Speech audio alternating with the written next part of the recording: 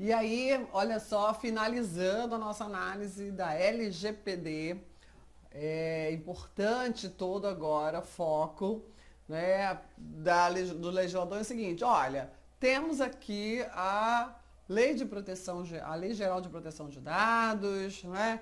Definimos quem é o titular do direito, definimos quem é que vai lidar com esse tratamento de dados, quem são os responsáveis, quem são, né, os que vão trabalhar com isso, não só o controlador, como o operador, etc. E agora vamos dizer o seguinte, toda essa dinâmica de direitos, ela vai ter controle, né, do poder público, vai ter sanção, etc. Então, essa é a parte final, tá bom? Então, vamos lá. Tratamento de dados pessoais pelo poder público.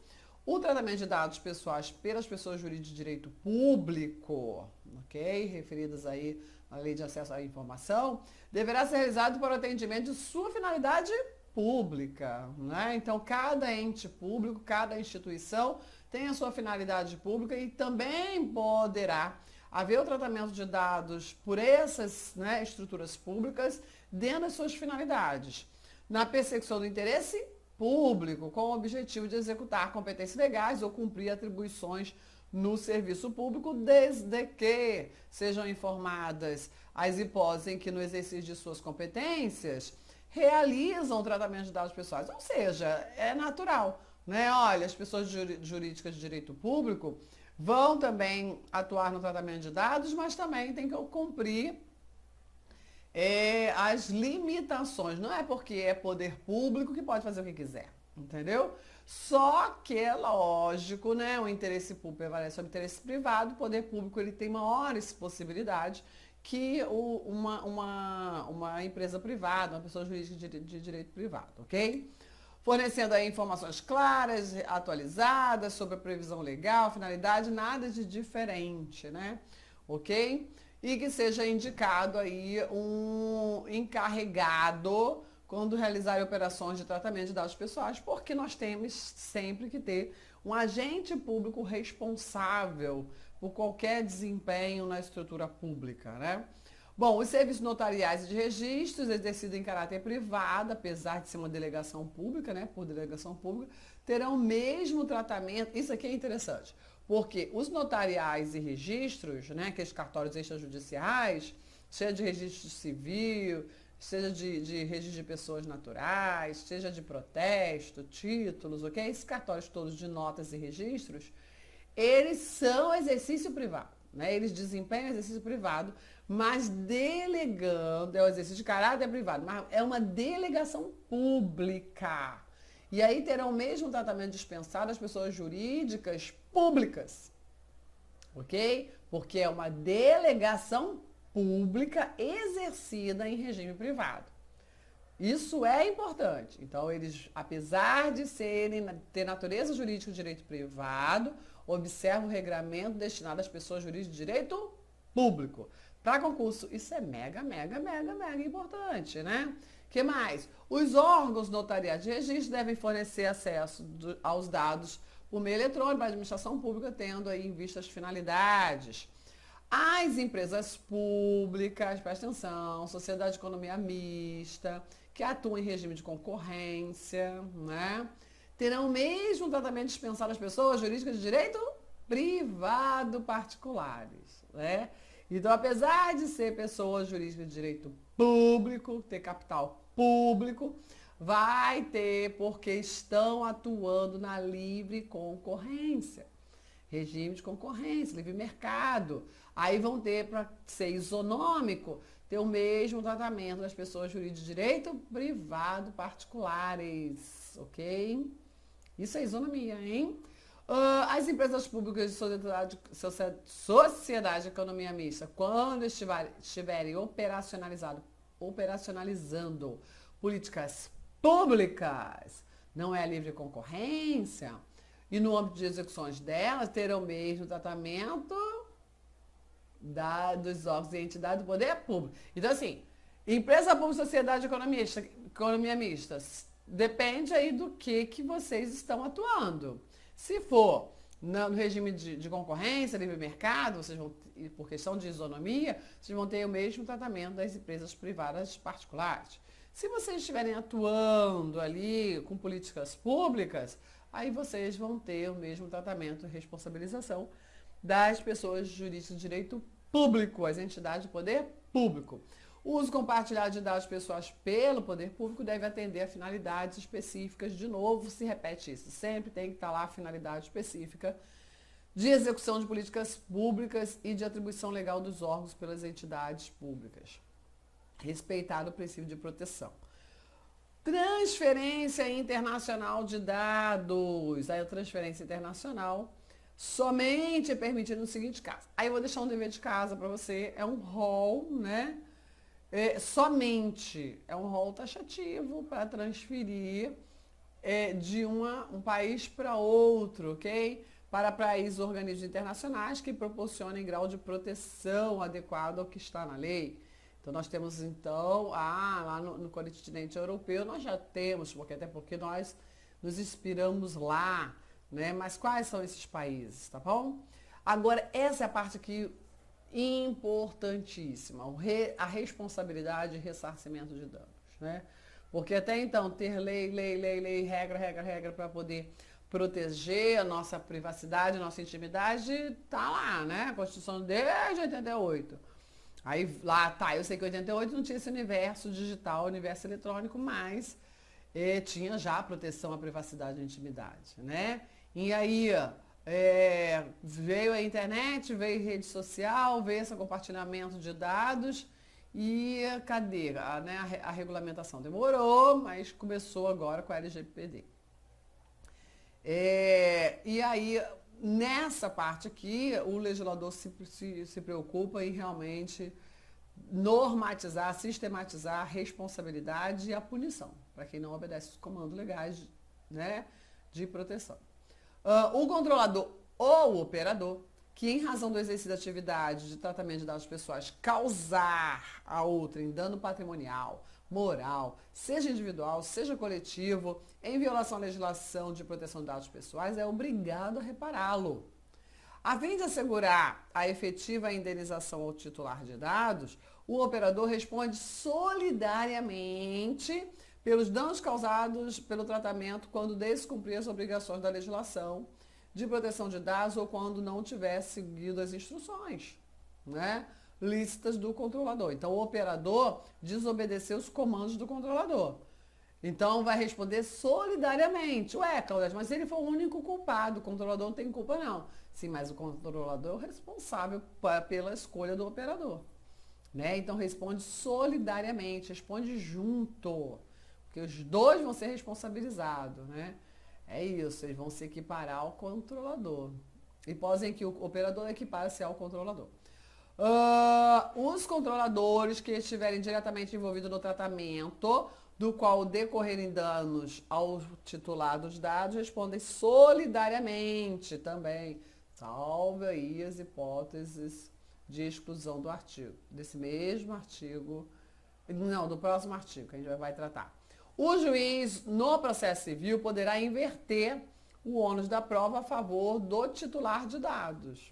A princípio, o ônus da prova, quem tem que provar que está certo é o controlador, ok? O operador. Mas o juiz, no caso concreto, pode inverter esse ônus da prova a favor do titular dos dados, quando a seu juízo for verossímil a alegação, houver hipossuficiência para fins de produção de prova, ou quando a produção de prova pelo titular resultar em excessivamente onerosa.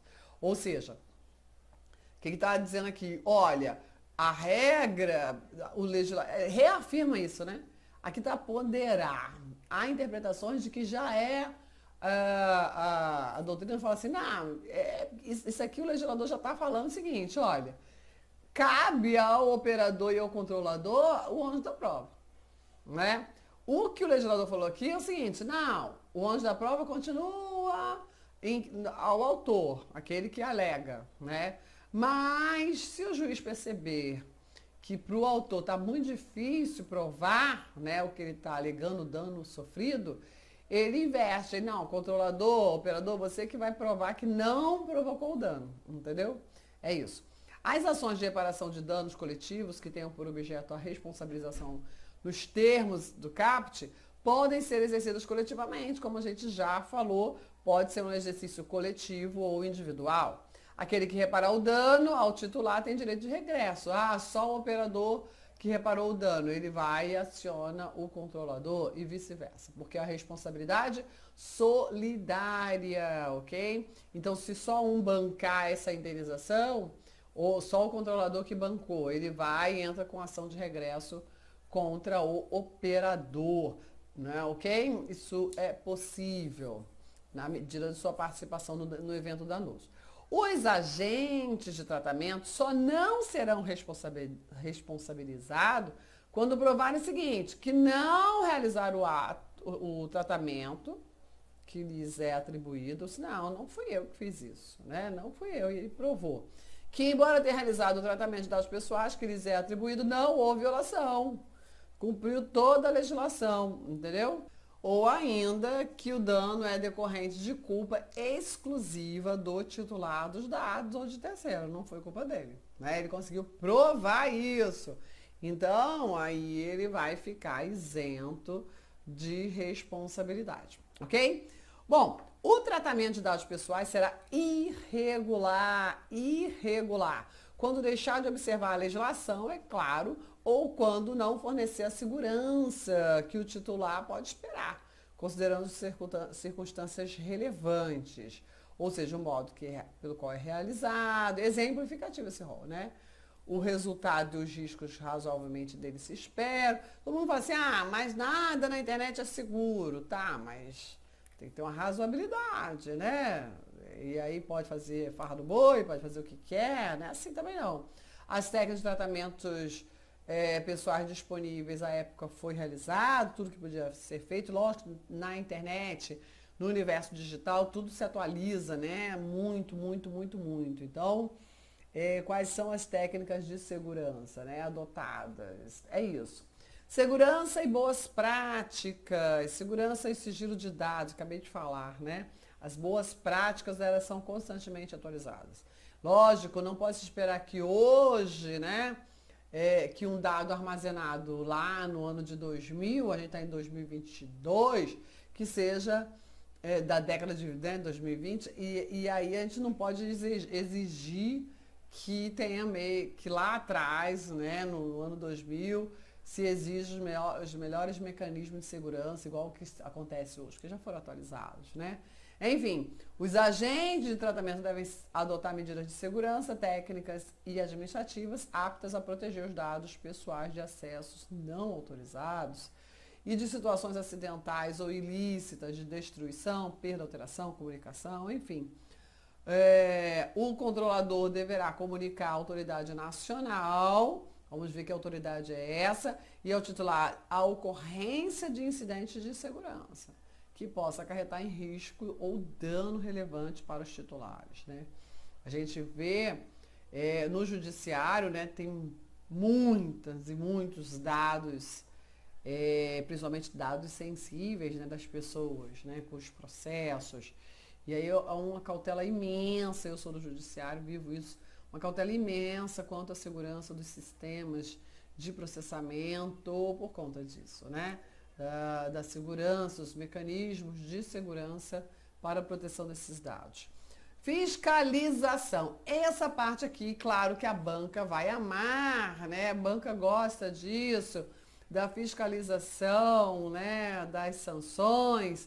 Sanções administrativas. Os agentes de tratamento de dados, em razão das infrações cometidas, as normas, né, ficam sujeitos às seguintes sanções administrativas aplicáveis pela autoridade nacional. Então, essas pessoas que estão ali responsáveis pelo tratamento de dados, o que elas podem sofrer? Elas podem sofrer uma advertência com indicação de prazo para... Não é só advertência, você está advertido e você tem que fazer isso para consertar as medidas corretivas. Multa de até 2% do faturamento da pessoa jurídica de direito privado, grupo ou conglomerado no Brasil.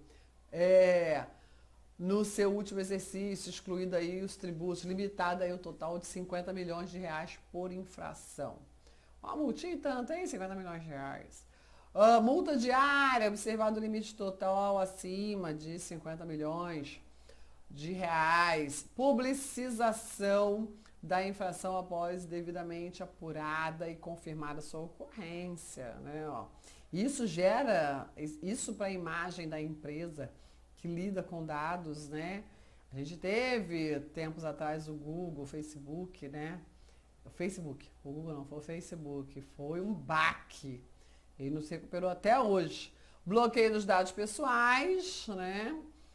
Até sua regularização, eliminação de dados pessoais, suspensão parcial do funcionamento do banco de dados por até no máximo 6 meses, prorrogar por igual período até a regularização da atividade de tratamento pelo controlador. Olha quantas penalidades.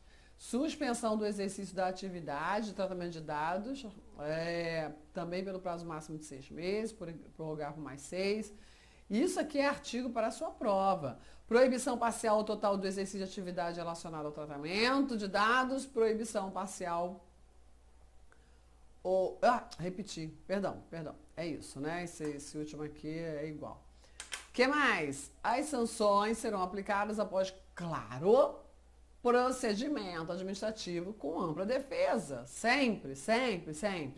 De forma gradativa ou isolada ou cumulativa, vai pela mais branda até a mais grave, ou mais se a infração for altamente, se for gravíssima, já pode aplicar logo uma sanção mais grave mesmo, e assim vai. De acordo com a peculiaridade do caso concreto, considerando os seguintes parâmetros e critérios. Aqui nós temos o princípio da proporcionalidade a ser observado na aplicação das penas, das sanções, né?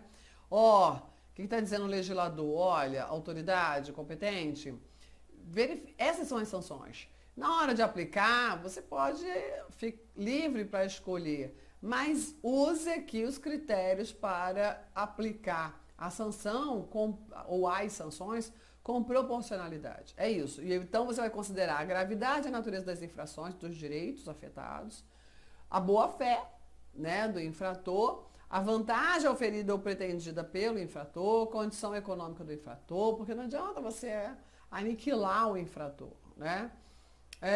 A reincidência, o grau de dano, cooperação dele, a adoção reiterada e demonstrada de mecanismos e procedimentos internos capazes de minimizar esse dano, voltados ao tratamento seguro e adequado dos dados, a adoção de políticas de boas práticas e governança, pronta adoção das medidas corretivas, né? E aí a gente tem a seguinte disposição. O disposto nessa regra não substitui a aplicação de sanções administrativas, civis ou penais. Isso é regra geral no direito brasileiro. Olha, aqui são sanções administrativas pela inobservância da LGPD.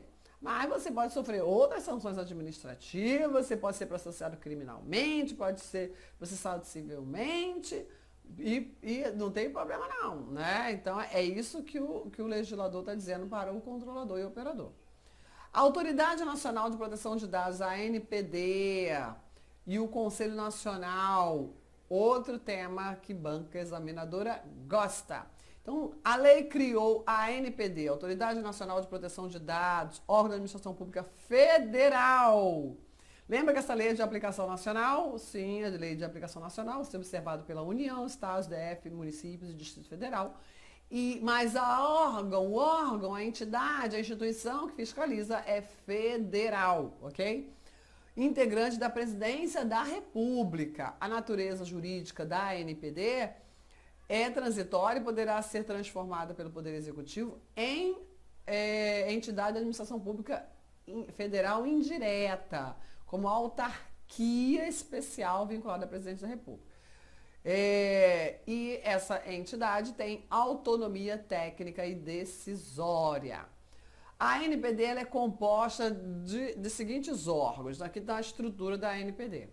O Conselho Diretor, que é o órgão máximo, o Conselho Nacional, Corregedoria, Ouvidoria, Assessoramento e unidades administrativas.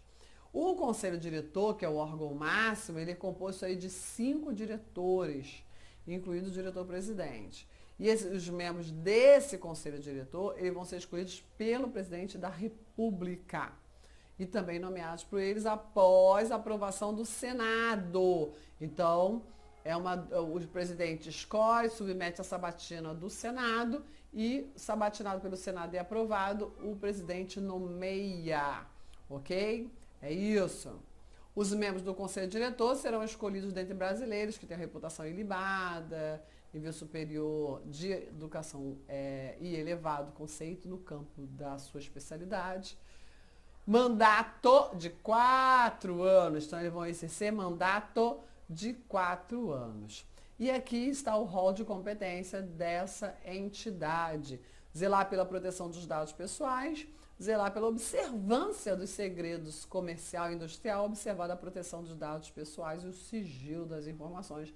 Enfim, é aquilo que a gente já falou a lei inteira, né?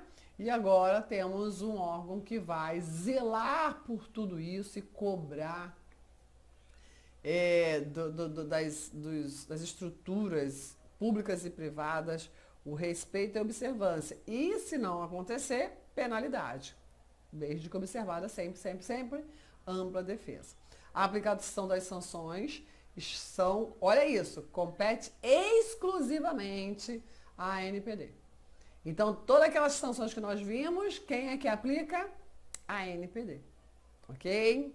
Certo? Muito, muito importante. Leva isso para a sua prova. Todas aquelas sanções competentes para aplicar. Bom, o Conselho Nacional de Proteção de Dados Pessoais e Privacidade é um conselho bem grandão. Ele é composto de 23 representantes, titulares e suplentes dos seguintes órgãos. Então, ele é um órgão de formação, né, multifacetária, ou seja, ele tem pessoas de várias estruturas públicas. Muito, muito importante. Então, esse conselho ele vai andar de braço dado com a ANPD. Olha só a formação desse conselho. São 5 membros do Poder Executivo Federal, um do Senado, um da Câmara, olha o Poder Legislativo Federal aqui, um do Conselho Nacional de Justiça, olha o Judiciário representado aqui, um do Conselho Nacional do Ministério Público, olha o órgão responsável por fiscalizar a sociedade, fiscalizar todas as estruturas públicas no interesse da sociedade, um do Comitê Gestor da Internet do Brasil, claro, tinha que ter, né? 3 de entidade da sociedade civil com atuação relacionada, com proteção de dados pessoais. Aqui a sociedade é devidamente representada, né? A sociedade competente, dentro das competências aqui da matéria, né, tratada. 3 das instituições científicas e tecnológicas de inovação. 3 de confederações sindicais representativas das categorias econômicas desse setor produtivo. 2 de entidade representativa do setor empresarial, né, relacionada à área de tratamento de dados pessoais. E 2 de entidade representativa do setor laboral. Então, o que nós temos, né? Olha a representatividade, né, desse conselho. Fundamental. É aquela coisa, eu sempre digo, normalmente o Brasil, ele elabora legislações muito boas. A maioria das legislações brasileiras tem exceção, essa regra, mas as legislações são ótimas. O que falta é realmente serem observadas na sua íntegra, né? E não ficar só de fachada, não é? Os representantes serão designados, já falou, por ato do presidente, permitida a delegação. E aí compete ao Conselho Nacional de Proteção de Dados propor diretrizes estratégicas e fornecer subsídios para a elaboração da política nacional, como é um órgão, né, multifacetário, com várias representações da estrutura brasileira, seja do poder público, seja da sociedade brasileira. Ele vai ser um órgão muito opinativo, propositivo, né? Elaborar relatórios anuais de avaliação da execução das ações da Política Nacional de Proteção de Dados, sugerir ações, né? ações a serem realizadas pela ANPD. Eu falei que vai ser um conselho, vai ser um órgão colegiado de braço dado com a ANPD. Elaborar estudos e realizar debates e audiências públicas, disseminar o conhecimento sobre a proteção de dados pessoais. E aí a gente finaliza a nossa análise sobre a LGPD. Bom, o nosso foco aqui foi concurso público. O objetivo foi fazer um voo panorâmico para você acertar a questão da prova. Eu espero sim ter contribuído para o seu sucesso. Ninguém nasce vencedor ou perdedor. Você é o que escolhe ser. Então seja um vencedor, encare de frente as suas escolhas. Saiba que uma escolha sua indica, né, a negação de outras possibilidades. Você tem várias possibilidades de escolha. A partir do momento que você escolhe um caminho, você abriu mão de outro. Mas não torne isso um sacrifício, e sim um investimento para o seu futuro de sucesso. É isso. E continue investindo em você, na sua qualidade, né, presente, para conquistar um futuro. É assim que a gente conquista os nossos sonhos. Bom, sucesso para você. Tchau, tchau.